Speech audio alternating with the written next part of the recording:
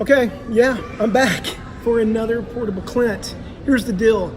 I remember back at around 1999, I was going through a dry spell, and the best thing I ever did was go to Second City, because that's where I met all of my friends that are my friends today. And this is where I met my little brother. Ladies and gentlemen, my little brother, Eric Edelstein. Hey! Amazing. How are you, friend? And am I looking where? You look wherever you want. This is the third person, dude. He's having coffee with us. They're loving it. They're loving it, so you just do whatever you want. Cheers. All right, guys. I got Eric Edelstein here. Hey, Eric. Hi, buddy. Okay, Eric, let's get right on into it. I'm going to treat you like a regular guest. I know you're my brother, but we're going to get business. Yeah. Get in here, Eric. Come on, dude. Okay, Eric, when did you roll into town? I moved down here in mid-August. You good? Look at that, dude. Okay, go ahead. I moved down here in mid-August 2001, about August 15th, 2001. Okay. I immediately started working as a video logger at Temptation Island 2, which my buddy who I moved down with, Scott Sayer, we had a connection through Gonzaga. Okay. I went to Gonzaga. I kind of want to talk about that for a second, because I feel like a whole bunch of that era built you for this. It completely did. In every way did. But we'll go to that. Okay. This was just for coming to LA. So I moved down on like a Thursday, in late end of August, and started immediately logging videotape for Temptation Island 2.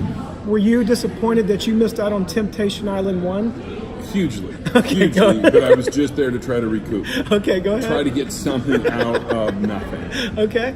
And then, horribly, I'd been down here 3 weeks, and my day was spent video logging Temptation Island 2. 9/11 happened, and I'd never really moved down, been away from home, and so I was totally scared. And then the amazing thing now looking at it, I went in and I called my boss on Temptation Island 2. And I said, hey, Ted, this is at like 10 or something, after the second tower. And I'm like, Ted, I'm just calling, assuming there's not work today, but I'm just checking. He's like, well, I mean, that depends, Eric. It's all about you and the place you're in. Did you know anyone? No.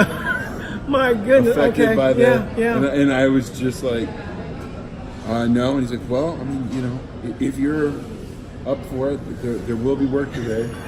There will be people here, and we're just going to try to get through all this together.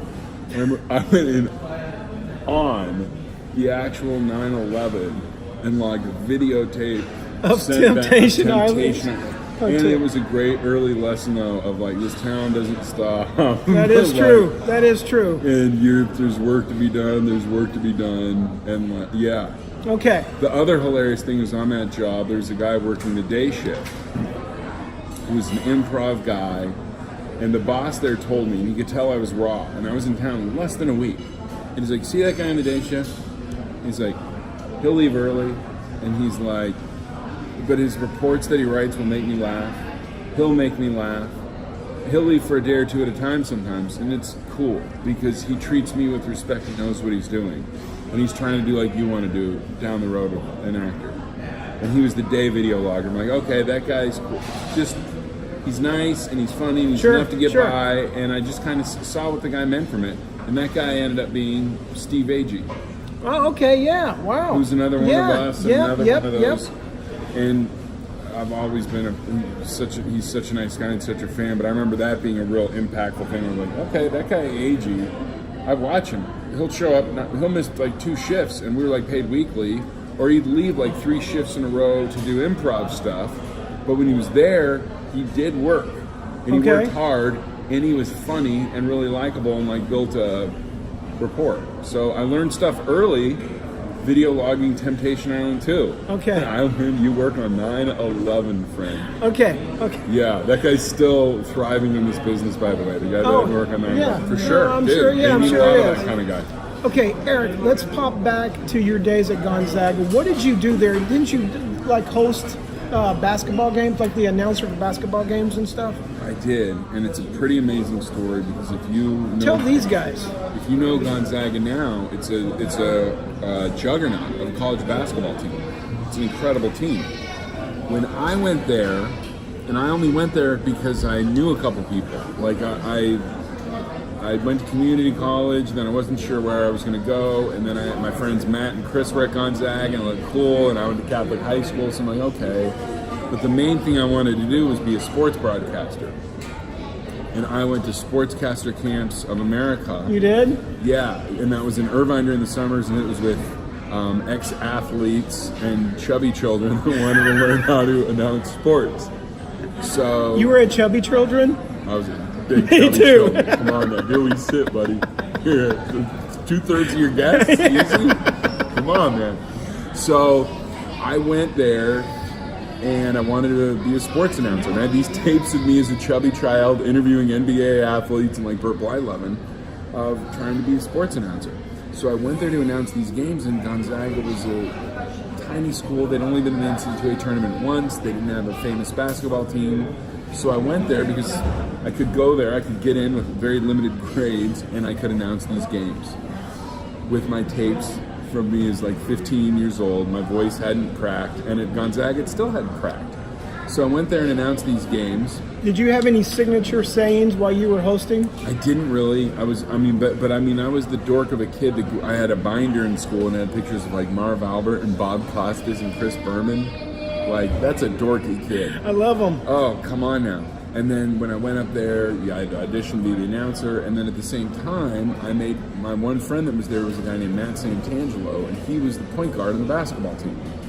So he grabbed me, and I was befriended by these basketball players, and I was spending every waking hour at their house, and it was just this instant group of brothers. It was this amazing, remarkable group of humans. And at the same time, I was learning to be a basketball announcer. The season came around, and I was the student GUTV play-by-play announcer because, and your sports fans that know this, at the time Gonzaga did not have a television contract. They did not have Gonzaga games were not televised. So me, the student announcer, whose voice had not cracked yet, was the voice of Gonzaga for television.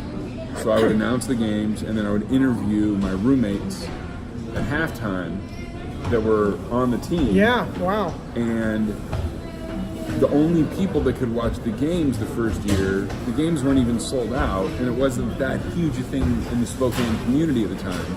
Anybody that wanted to be there was there. It wasn't sold out. It was like nursing homes where my great aunt Lillian lived, and that was a big deal. There was an Edelstein up there announcing Gonzaga basketball games, and people that were blacked out and got too drunk to walk over to the game through the snow. So it was a limited crowd, and a crowd you could experiment around with.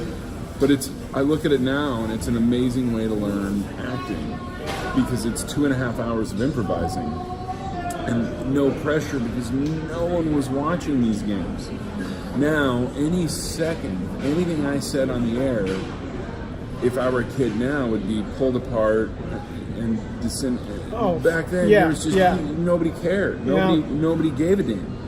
And then these were, so it was a fun thing to do, and maybe I was going to be a sports announcer.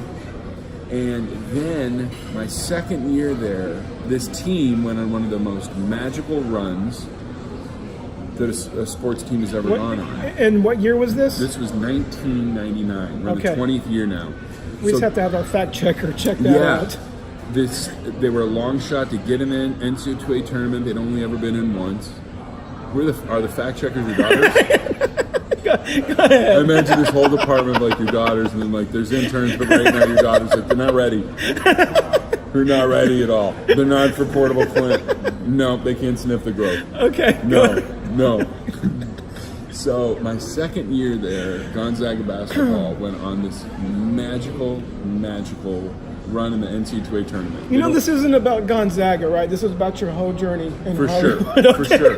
But this is magical because I saw this, and this is the only reason why I had the courage to do what I did in Hollywood. Because I watched my roommates from this tiny school go to the Elite Eight and win these giant games. Okay, that's and big. Win athletic director of like the game to get in the Final Four said we're going to have a rally for the team back on campus, win or lose.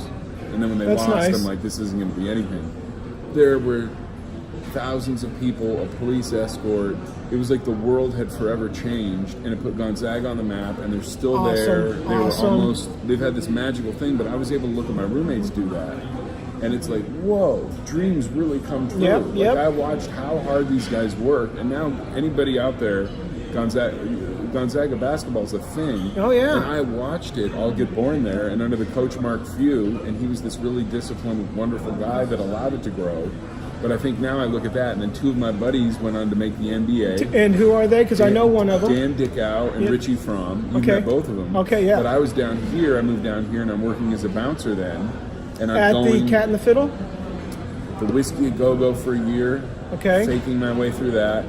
And the Cat and the Fiddle. But I would go have these day jobs, but my buddy played on the Clippers. And these are a 5'11" and a 6'5" guy from Vancouver, Washington, my same hometown. And it's like you're just dumb enough to think, oh my gosh, yeah, you can do it. Like I watched one game where they started in the backcourt together. Vancouver, Washington. Like, this is a tiny little, how's this? Oh, yeah. And you need things like that to give you, because what we do is crazy. Yeah. And to have a dream like this, you really, more than anything, you have to have faith and you have to have a belief. And for me, it was almost like a cheat code, because I watched these friends of mine do something on such an amazing level and kind of drag me along for the ride. Like I got to travel with the team to these tournaments. Yeah. And they were such wonderful, wonderful human beings that it couldn't help but rub off. And it also really gave you the courage to be able to dream, to think that something like this could work out and happen. And you kind of had best of both worlds, because you didn't have to put in a lot of hard work, and you had fun. None. I talked. I talked. But I mean, I really, I really would work. But announcing is so hard. Oh, and I bet. It is something I want to do again and revisit. But like I got to do, because of acting and because of showing up at a game with Jake Johnson, let's be real, I got to announce single A baseball games. And I would work hard at it for an actor. Right. For announcing. By the fourth inning, I had nothing to talk about. It is such hard work. I bet. But when I was at Gonzaga, damn it, Clint, I put in the work. And when I look at the tapes now, it's fun. And I was good.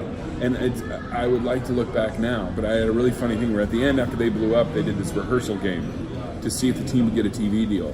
And I did it, ironically, with my buddy Dan Dickow, who at the time was a redshirt and had never played at Gonzaga and had played at the University of Washington the year before. He was the color guy. And then after the game, they're like, yeah, come back and we'll critique you. And but it was a real game. What's the colored guy mean? He fills in like what the player says. Like, oh, they're going to go to a box and one defense right here, right now. Okay. Because they don't have a good shooter or whatever. Okay. So I went back to here. So we did this game like, dude, this is it. I'm going to be a basketball announcer. They're going to love me. I'm next Chris Berman. And then I went back in the truck and waited for them. And then they're just going through like, yeah, okay, I think we definitely do that. And we'll do this next time with the instant replay. But for next year with the satellites, I could tell they already had it in place how they're going to do it, as every Gonzaga game is now on television. Yeah. And then like, what about the announcers? And then we're like, that kid is talented. And he's like, that guy really is good at this. And then the other, and the play-by-play guy might be interesting after his voice drops. And in that moment, they weren't even like play-by-play guys overwhelming. When his voice drops or whatever, it was clear I was an afterthought. And they were talking about my buddy Dan as being the talent. Oh. Which hilariously now, after a 6-year NBA career, Dan Dickow is an in-demand basketball color Really? announcer. I did not know that. Yeah, Eric. you got to watch him. Like, he couldn't do Gonzaga games this year because he was doing other big games, and I'm always super proud of him because we went through the Gonzaga broadcasting department together. Okay. So in the end, it's a tough town, and when you get real honesty, sometimes you have to listen to it. That's true. Because when they definitely were not, it was clear I was maybe a C or a B as an announcer, and I had acted when I was a kid. You did? I didn't know that. I was waiting for the portable Clint. Oh, okay. I had acted professionally when I was a kid, Clint. How? I started doing plays when I was 11, and I kept doing them. I did like Narnia. I played like a singing wolf. It was at Peanut Gallery Children's Theater, Vancouver, Washington. And then I started doing plays with legends in Portland, Oregon, because Vancouver, Washington is just across the river from Portland, Oregon, but a world away.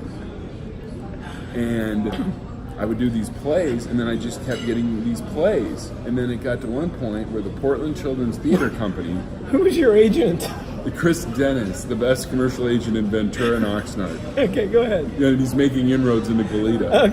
Okay, go ahead. That's our commercial agent. That's a deep inside joke. Okay, but he is our agent. We love him to death. Go ahead. We love Chris Dennis. Chris Dennis got my SAG card. That's for Portable Clint episode 7. I think so. Sorry. I'm sorry. Okay, it's totally fine. I don't care. Okay. So I started doing these plays. Yeah. And then I auditioned to do a play at the Portland Children's Civic Theater Company. I gotta check my meter. Go check, man. Okay, go ahead. We're in a public area. You can't quibble if I'm talking too much. Go ahead, Eric. Let's go back to the children's when I was 12. No. So then I started doing these plays, and then they were in auditoriums. Portland Civic Auditorium. We're talking auditoriums at 16-minute in, dude. Let's get to Hollywood. No. Okay, go ahead. Because you want to tell people where they can. Okay, go. So I would like get to miss school and do these plays, and they were for 3,000 people though. Okay. And then all right, Clint, I'll power through this.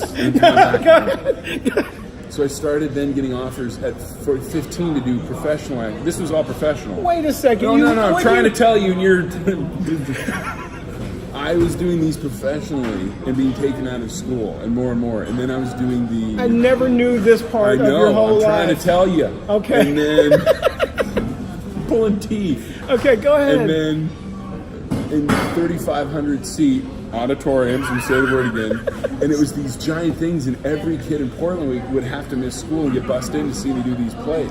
And it was with the best stage actors in Portland that I learned how to act from, and they were incredible. So, are any of them available? They're all available. They're ready for Portable Clint. Yeah, they're right at your level. Okay, go ahead. Yeah. So then I started getting more and more professional offers for work, and then I got offered a TV show in Japan that was like I know. I never told you this stuff. I know. Man. And it was like teaching Japanese kids English or vice versa or something. But I remember I was going to be playing like the fat kid, and his superpowers after every time he ate buttons would shoot off his shirt. And I remember, but it was real.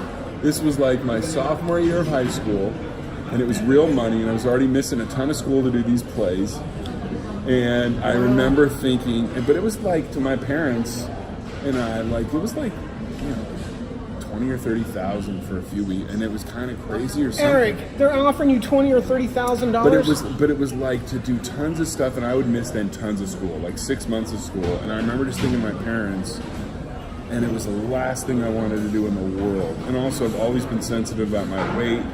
I don't want to be the kid every week with buttons shooting off his shirt. I would have been there in a heartbeat. I know, you still would be. I'll see if they're still looking. Please. And at this time, I was doing a Portland Access show called Kid Stuff. There's tapes. I co-hosted a TV Eric, on Portland. I'm giving you nuggets. I'm giving you nuggets just for this one. Wow. But then I did not want to do that show in Japan, and I said no, and thank God my parents were totally great with me. Like, don't do it.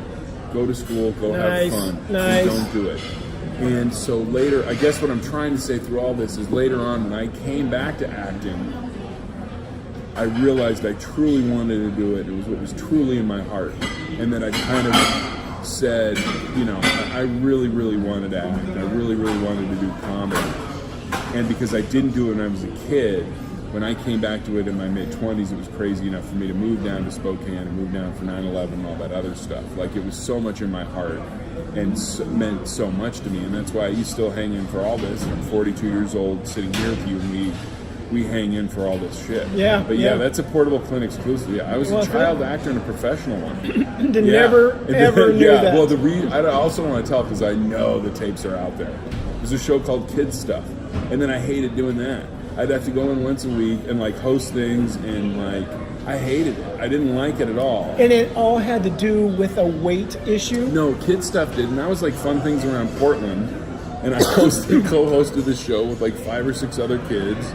And they were all like theater kids. And I remember just being miserable. And I wanted to be playing and watching basketball and like getting basketball autographs. Yeah. And none of the acting seemed fun for me.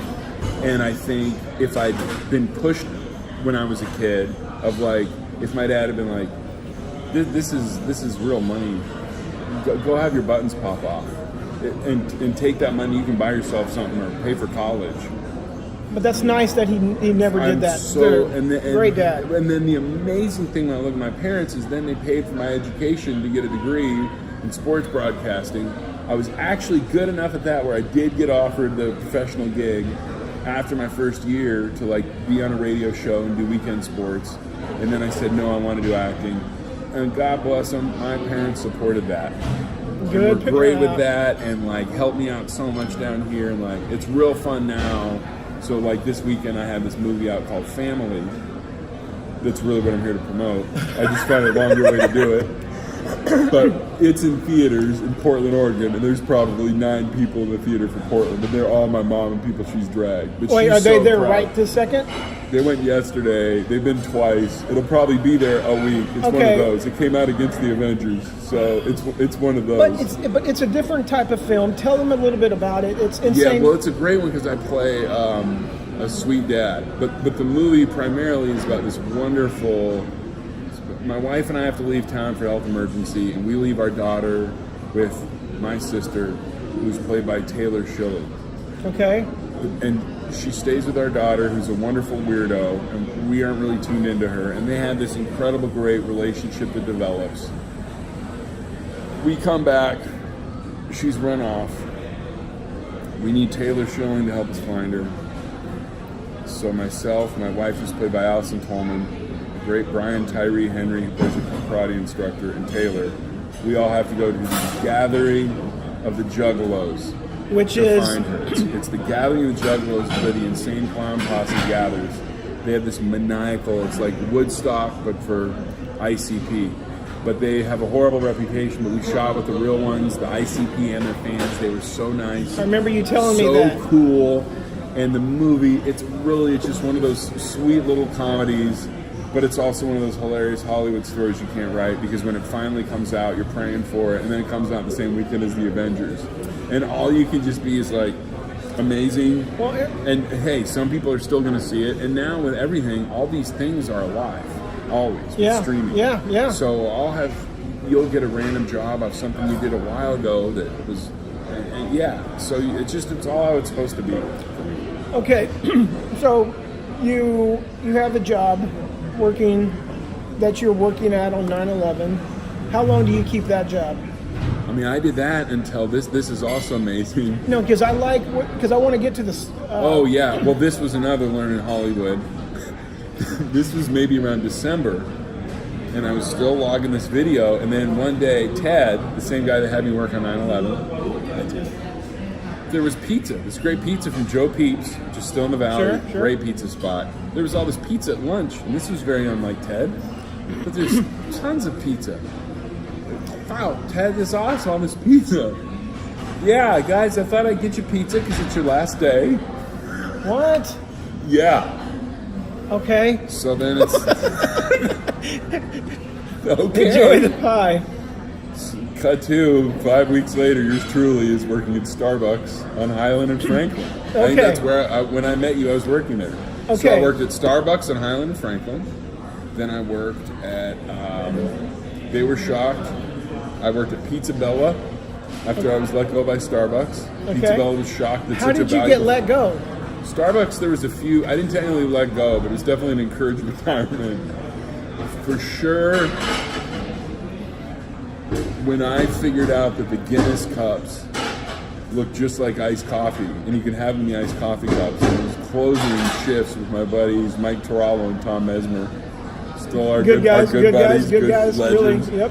Once I figured out that you could have the Guinness and walk around Starbucks while the three of us closed, it was like, it was too fun. And we really some guy kept stealing our tips. So I grabbed him, just from behind, got the tips back, and then I got written up. Really? Because you were stuck? Well, yeah, because he stole a couple of them before. I'm like, well, you guys going to reimburse our tips? Because there it was like $2 or $3 an hour, but enough where it mattered. Yeah. Enough where like that extra 80 a paycheck was a concert ticket. Like I look at the concerts that came through town back then, I couldn't go to because I didn't have money. Okay, side street really quick. Yeah. How many concerts you been to, Eric? I don't know, maybe 400? Okay, go ahead. Quite a few. And so then, after leaving Starbucks for a violation of Where are you skills, living right now? At this point, I'm living in a bachelor apartment. Okay. I was living where you met me. That was in a former one-hour motel. Okay. Called the Las Palmas Estates. Okay. And I lived in a former hotel room, and my kitchen was a George Foreman grill on top of the toilet. Okay. And I would go to Starbucks, and then I went to Pizza Bella, and I worked at Pizza Bella with Mark Gagliardi. Okay. Who has to Awesome. come on as Yes, a future guest yes. here. He's in. I booked him yesterday. Okay, good. And he and I were working. I actually thought of him yesterday. Oh, Totally. he's the dream. Yes. He and I were working with 2 illegal Canadians at Pizza Bella in the back of a liquor store. 2 illegal Canadians named Scumbag and Junior. Okay. And Mark and I really learned the art of making a pizza, the dough, proofing it, and throwing it. Okay. Where I had struggles was the cleaning. Sure. And then Mark got a play, and he asked if I could cover his shift, and I think at this point I was in Second City, and I'd say, I'm at Second City till 7, I can come at 7. At which point Mark put up a note, oven malfunction, we'll reopen at 7. At which point Mark got fired. Was there not an oven malfunction? No, Okay. It was when our Second City rehearsal. By this point I met you, yes. I'm giving Derek Waters free calzones out the back door and expired pizza toppings. But we'll get to that. At this point... Is that 2 or 3? 7.5. Okay, go ahead. At this point, when Mark quits, they give me his shifts. I'm now opening and closing to open again for 3 days in a row. But in my mind, I'm thinking, what kind of cleaning job do I really need to do at night if I'm opening again and there's going to be just a dough on the floor? Right. So I wasn't doing a ton of cleaning at night. If I'm opening the next day. Yeah. I'm back. I walked to my bachelor apartment. I'm back there in like 9 hours, which should be some weird form of illegal, but it's not. So I didn't really clean a bunch, Clint. Then it got shut down by the health department. Because of your lack of... There was the tape. That's not just something in TV shows. There was the tape.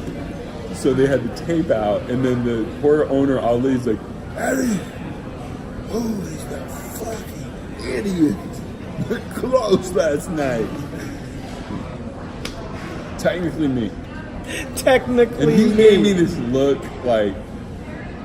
you just see how like anybody's respect for someone as a human being has left them. There were 67 digital pictures of just horrible mess. So I was released from there. Then I faked my way through bouncing for 2 years because I'm terrified. I remember you telling me about this. We can say I'm Portable Clint. The giant man I am. I'm a lover, not a fighter. Yes, I remember this. I don't really need to back up my size. You would pray for me. Yeah. I asked for prayers. Yeah. Because I was faking my way through it. Because I went there as a dare with my buddy Scott after we watched Roadhouse like 3 or 4 times one weekend. And my buddy Scott's one of those guys. He's like maybe 6 feet. He's a physical guy that climbs mountains and could kick both of our asses in 10 seconds now, but he wouldn't. And then me, grueling, doesn't do a ton of physical stuff. We both show up at the whiskey. They need one person, the manager there, Tisa, the cooler. Looks at me, looks at Scott, points at Scott and goes, you, go. You start tonight. Were you scared? I mean, you obviously, terrified. yes. I mean, I would be... So scared, I'm yes. immediately looking at an exit route as I'm getting trained. So she has me get trained by this guy Eric, named... how many times are you looking for exit routes in life? Still am. Okay, go I went ahead. for 3 on the way to Portable Clint. Are you kidding? Okay, go ahead. The fence wouldn't open. I've never seen it. The fence over here at the farmer's market. Like, shit, I tried. You know? Okay. So then I got trained at the whiskey by this guy named Tony. who had like a 12-foot testicle that he wouldn't get surgery on. And he had this giant bulge. And he's training me. And then at one point he's like, the first thing, if you get a customer that comes in and they're belligerent, anyway, first thing you want to do is you want to be nice. And then I look at him like, yeah, like Dalton's first rule, Roadhouse. I said, yeah, you seen Roadhouse? I think we're about to have a laugh of like, it is in my top 5 all-time favorite, but it's ridiculous and hilarious and Dalton and like we're about to have the ironic laugh over Roadhouse and all this. And he looks at me and goes, you like Roadhouse? Of course. Looks at me and he's like, you're gonna be okay here. I saw Roadhouse my sophomore year at college, and I said, what the fuck am I doing here? Walked out that day and haven't been back since. Okay, back here's the ladies' room. Sometimes you can use this to detain people.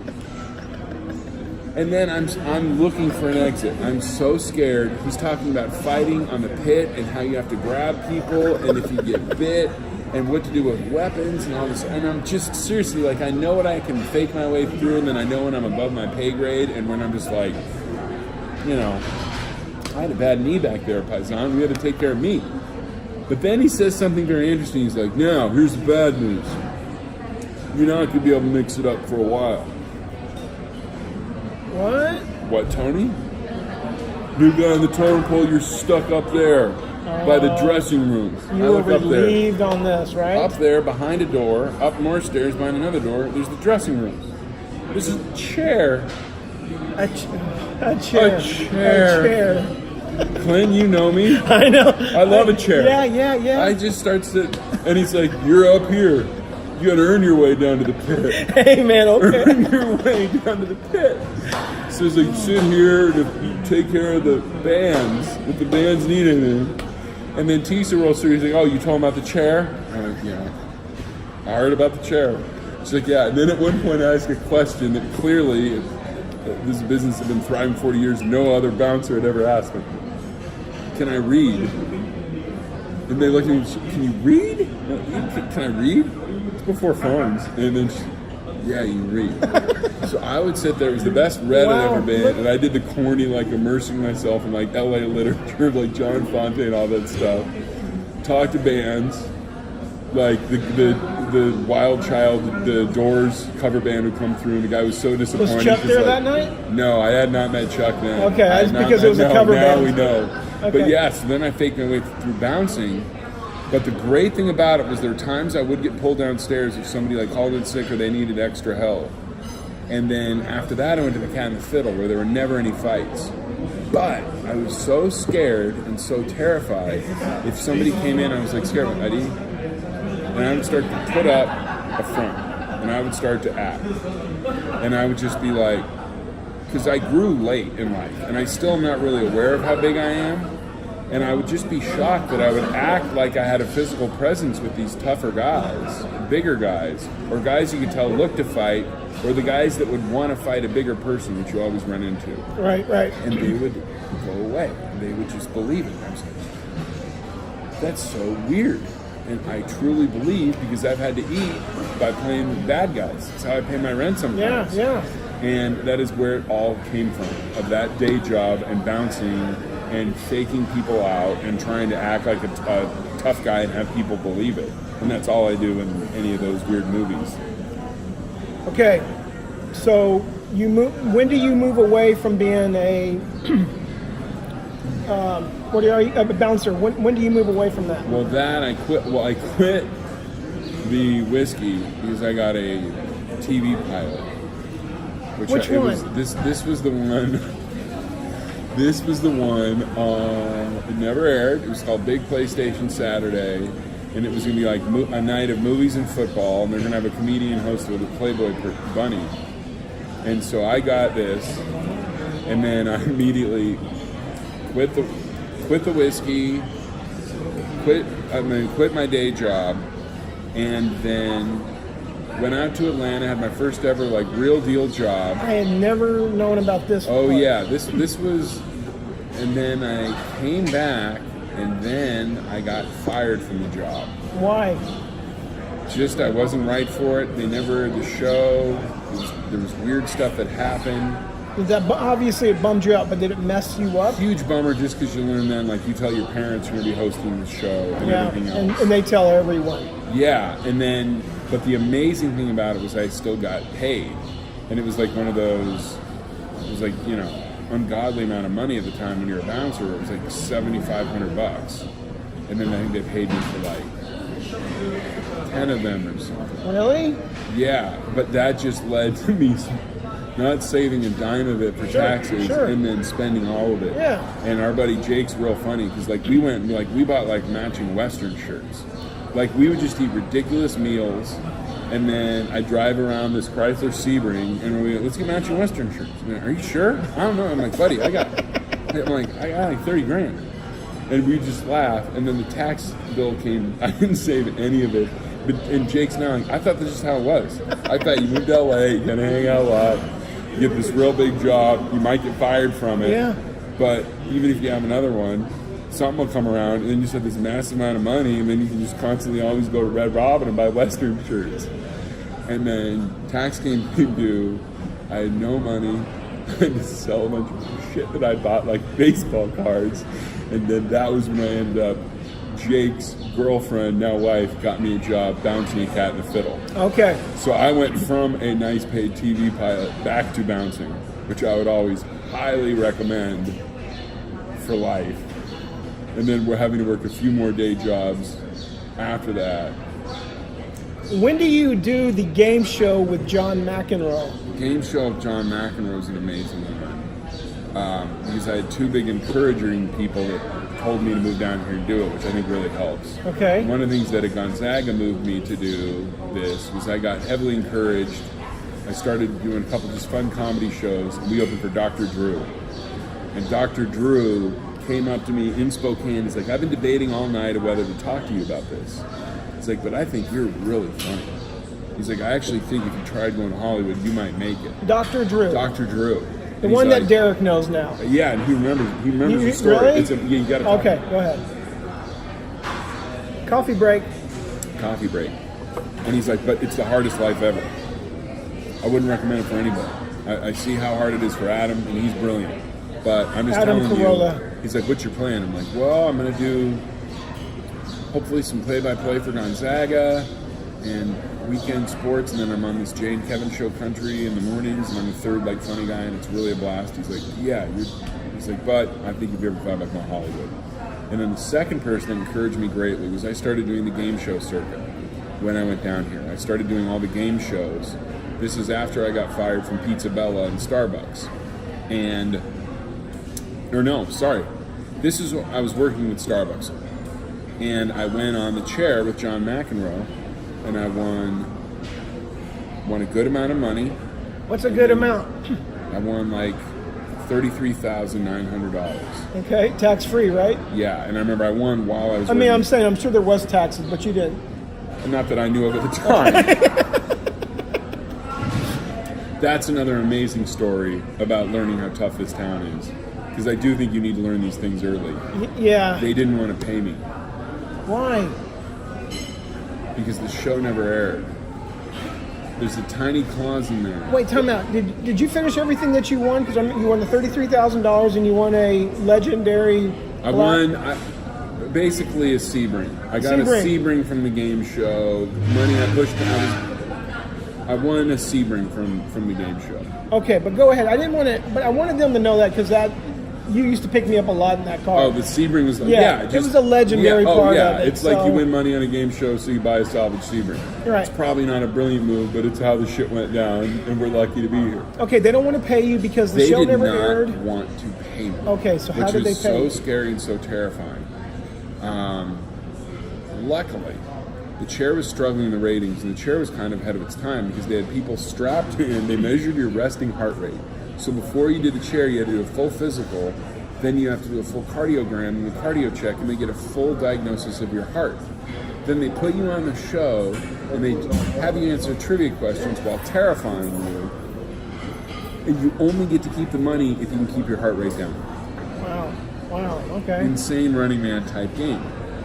And so But what the game would turn into was it'd be like McEnroe hitting tennis balls at people and screaming at them, and it's watching middle-class Americans lose tons of money because McEnroe's fucking with them, and they're shooting sparks at them, and alligators, they had alligators.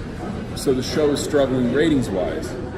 And in a last-ditch effort to save the show, John McEnroe did a press tour where he went on Conan O'Brien and like The View, and they're like, when I was on the show winning this money, McEnroe's a total legend with me. And I saw everyone else would fight with McEnroe and their heart rate would go up. Because how can it not? You can be back there, I was a barista at the time, and this person's there sitting back there, okay, so when I'm out there in front of this crowd fighting McEnroe, I'm going to do this. And you're like, no. I'm like, the thing to do, if you can, is try to get him on your side. Maybe.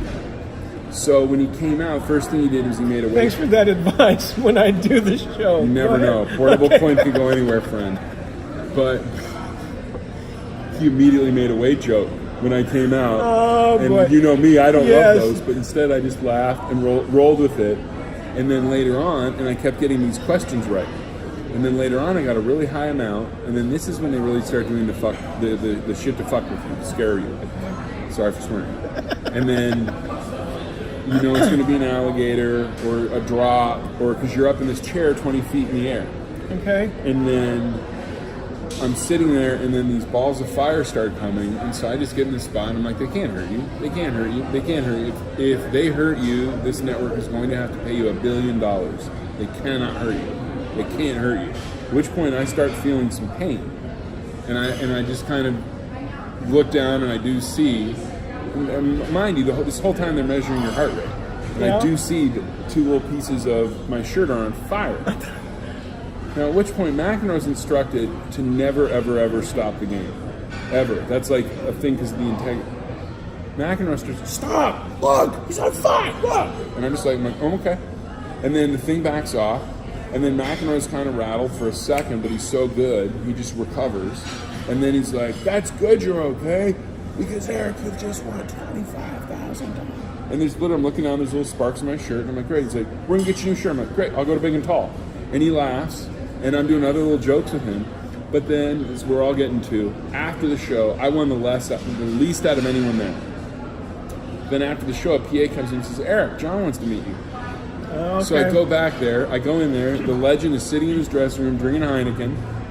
And I think he was a spokesman for Heineken at that time. he may have been. Okay, but I just thought it was cool because Sure. he was really having one. Yeah. And I walk in, he's like, Eric, hey buddy. And he like takes a tennis ball, signs it, and throws it at me. Oh boy. And then he's like, you don't really work at Starbucks. And I'm like, I swear to God, I'm pulling a shift tomorrow morning at Starbucks in Highland Franklin if you want to come by, John. He's like, no fuck. He's like, are you going to quit? I'm like, very soon, friend. There's already been a couple incidents. So we start bullshitting. He's like, hey, you want to act? I'm like, yeah. He's like, you got it. He's like, you'll be fine. And to me, because, you know, we all wrestle with confidence and all that other stuff. But John McEnroe telling him saying that to me, Dr. Drew saying that to me meant the world. Yeah, and it gave me wings, and it's one of those things where there's no way I could have hung on and done it if it hadn't been for those amazing encouragers. And I'm sure we also, you know, because when I've said to somebody, you really have a talent, this is such a hard racket we do, Clint. Yes. It's so hard, and it's agonizing, and I really wouldn't want my kids doing it. I think the way you've done it with your kids is perfect. Thank you. Of just like dipping a toe in, nothing unreasonable, and then now they're the age they can decide. Right. And like when I was at that age, I didn't want to, and my parents let me later. God bless. But you do want to encourage those that have a gift, and you do want to see, because oftentimes those that have the greatest gifts have the most amount of insecurity and worry. And I look at it, there's no way I would have hung in and done this if it weren't for those guys that have Really? me. Yeah. John McEnroe, Yeah, he's like a folk hero of our childhood, you know? Yeah. Eric, here's what I'm thinking about. That we just do episodes. We do episodes. It's made for it because I have all these stories I've never told I know, to and anyone, they're great. So, and they're fun. Yeah, no, of course they are. Where are you going to hang out with you? Hey, tell me the news that you were going to tell me about Daz Dazzler. You said you got something to tell me. This was a fun one, man. Just because you had, this is all related to Portable Clint. We love Portable Clint. It's just such a cool damn thing. And I loved hearing his episode. So Thank you, buddy. I watched every second about it. It made my heart smile. And you two are funny together. Thank you. It also is funny seeing that because chemistry comedically it's just one of those things. Daz also, if you're talking about acting and the work of it, he is such a giving team player. Oh, dude. You think about this thing we shot years ago with Hounds with Daz. Daz gave so much to Chuck Ford, and the way he reacted with him was glorious. Well, I walked into a record store. You know me, I'm Elvis obsessed. Yes. And we shot a thing years ago that was me with a fake Elvis autograph. Yes. And I've always tracked and really wanted an authentic Elvis autograph. But it's a really hard thing to do. There's so many fakes out there, from fakes now to he had secretaries signing his name, every guy in the Memphis Mafia. Well, I walked into a record store. Which one? The one by your... Atomic Records on Magnolia. Oh, okay, that's a different... Okay. I was thinking about the one we filmed at. Counterpoint. Yeah, okay, So go ahead. everybody watch This Is My Friend. You'll see it's Clint. I realize, Clint, I've shot 2 things on my own. Because you know the thing, and I'm sure it's a portable Clint thing. Do your own thing. That's what this is. But I've shot 2 things on my own in this life that I've invested my all in. This Is My Friend, this other thing called Hounds. And I was in both of them. You're the third lead. Well, dude, I was Look at honored. that. I was honored every time, dude. But it's because you're such a great team player, and you're that character actor thing that I know you and I love, and we talk about, and so many of the guests you have are of coming in to give and share, and that's how Daz is. But Daz also is an expert on memorabilia. Yes. To a degree that's unprecedented. I wanted to talk to him about that. I was trying to get that from him. We're all going to be coming back to Portable Clint, and then I Okay. think we also have to do mix-up episodes, because I have a couple Portable Clint guests that I don't know that I now want to talk to, that I'm curious about. Okay. So we'll all Okay, mix yeah, it up. yeah. So 2 days ago, I walk into a record store, Atomic Records, and I see something tells me to look at the wall. Something nudges me. And I see this record on the wall, Blue Hawaii.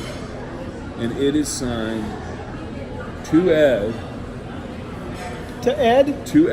which Ed. I have a lot of friends that call me Oh, Ed, yeah. short for Edelstein, Yep. Big Ed. I love E. Can I tell you something, Eric? Yeah. I've never known why it was Ed, but now your Edelstein. last name. Edelstein. Your last name. Yes. Why didn't I ever put that Edelstein. together? I love okay, it. go ahead. I love it. Go ahead. This thing is signed to Ed. Best of luck for you always. Thanks, Elvis Presley. And I look at it, and we all have our things we collect. I've done a lot of time studying it.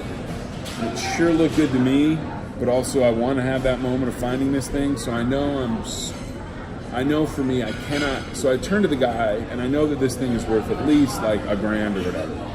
Anything Elvis, especially with that much of a description, for him to write that much makes it even cooler. So I turn to the guy, I'm like, how much is this? He's like, oh, that. We just got an estate from a record company executive. $300. It's like, I got Sinatra and Dean Martin too. So I immediately know it's worth money. And I immediately send a picture to Daz Dazzler in a second.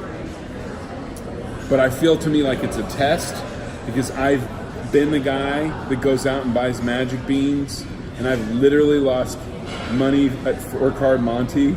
Like when I was a kid, money for like a family trip to Seattle. I'm like, I cannot leave Atomic Records without Daz Dazzler signing off. Sure, yeah, So of course, dude. I don't hear back. I keep calling him because I'm just about sure of this thing. And then I'm like, you have to do it. You have to leave. And then of course, later on in the night, so he knows the guy that literally wrote the book on the Beatles autographs and authenticating them. There's a book about that? There's a book, and he's like, it's those experts they have on Pawn Stars. Yeah, okay. And so Daz knows that guy that also deals with Elvis, who immediately says, buy it. He's like, what is this? He's like, I'll give you $1,500 for it right now. What? So at which point I have such a tough night of sleep. Because I Last left night or the night before? the night before. Okay. Because I left, they closed at like 7, I left at like 6:30. I show up there yesterday morning at like 10:45. And They're you were not scared? open. Okay. And then I get Are you in looking there. through the window to I'm see if it's so still up there? nervous, but also I'm like, maybe he's going to see me looking through the window and clock me looking through the window and just grab that fucking record. Because there's Right. no way it should be $300. Yeah. And then I go in there and I get it, and then can I see the Dean Martin and the Sinatra?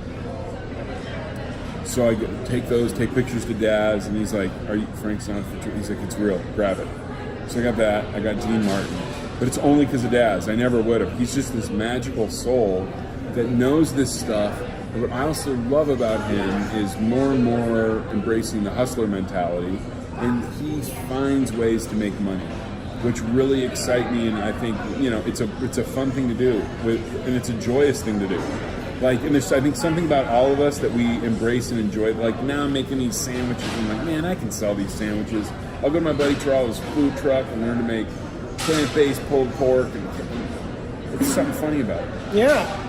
Eric, I've always said, dude, your crew of friends are the best, dude. I'm just honored to be a part of it. Are you kidding? You're the diamond at the top well, of it. You're thank the you, king. friend. You're Clint Cole. All right, Eric. And anybody that comes in, and you know this, needs to get an approval from you. Well, you and need if to you get don't approval approve from them, you. well, dude. I had to get approval from you when Derek Waters brought me in. I was going to to talk Tony about Roma's that with you. Yes, dude. We had the best time. The Thanks best to time. Kevin, my Kevin brother. Culp. We love you, Kevin. We love Culp. you, Kevin. Thank you for all the Tony Romo's meals. Hey, here's what we're doing, dude. Obviously, this is number one. Number one. This will Of be a many. series. Of many. We'll keep you excited. We'll keep you entertained, and we'll do it in doses because these stories are too insane. Yeah, and because they're all real. Eric has great stories. Eric, do me a favor. Tell everybody bye, and we'll see you later. Bye, guys. We'll see you later.